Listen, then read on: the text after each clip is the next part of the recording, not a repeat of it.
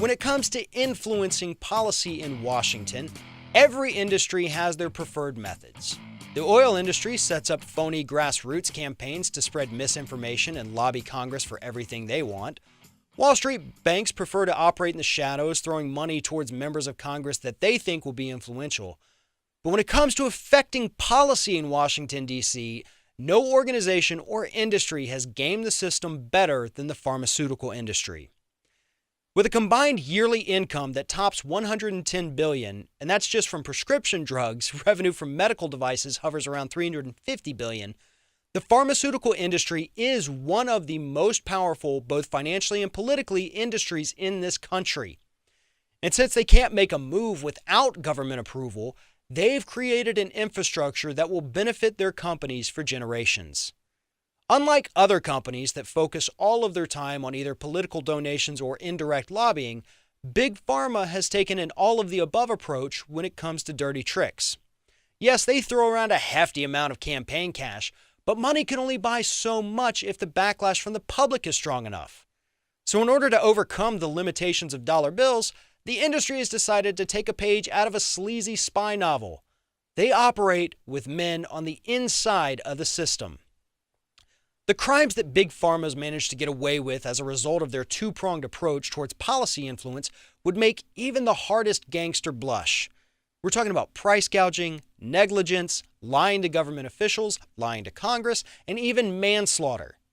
And even though our U.S. Supreme Court tells us that corporations are people, not one executive from the pharmaceutical industry is sitting in a jail cell right now, nor will they ever. They're having expensive dinners in New York City, enjoying cocktails with government officials, and coming up with new manufactured diseases that they can then cure for a hefty profit. And here's how they do it. First and foremost, cash is always king in Washington. And unlike the oil industry, who gives most of their cash strictly to Republicans, or labor unions who favor Democrats when writing campaign checks, Big Pharma is going to donate money to any candidate or established politician who has an open pocket.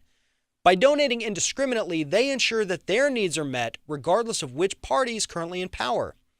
For example, during the 2010 elections, 54% of the pharmaceutical industry's money went to Democrats. In contrast, their donations for the 2012 election cycle flowed towards Republicans, with about 55% of total campaign contributions going to the GOP. But a few percentage points one way or the other isn't enough to show that the industry favors one party over the other.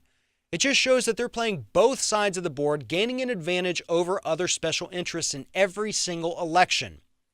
So, what exactly is Big Pharma buying with this money?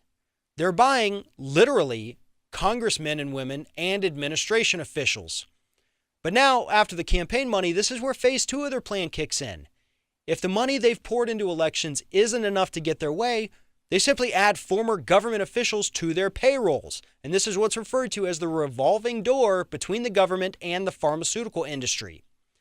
In the 2014 midterm elections, Big Pharma gave away $32 million in campaign contributions, but for every dollar that they spent on direct contributions, they spent another $7 on lobbying. Thanks to Martin Shkreli, the issue of Big Pharma price gouging is finally on the minds of both the American public and members of Congress, and Shkreli is actually being compelled to testify before Congress this week to explain why he thought it was a good idea to mark up the price of an anti-parasitic drug by 5,000%. No doubt we're going to hear him throw the rest of the pharmaceutical industry under the bus for doing the same thing, and that's exactly what we're hoping for. Big Pharma is a life-saving industry. There's no question about that. But they're also one of the greediest and sneakiest industries in the world, and it's time that their activities get exposed to the public.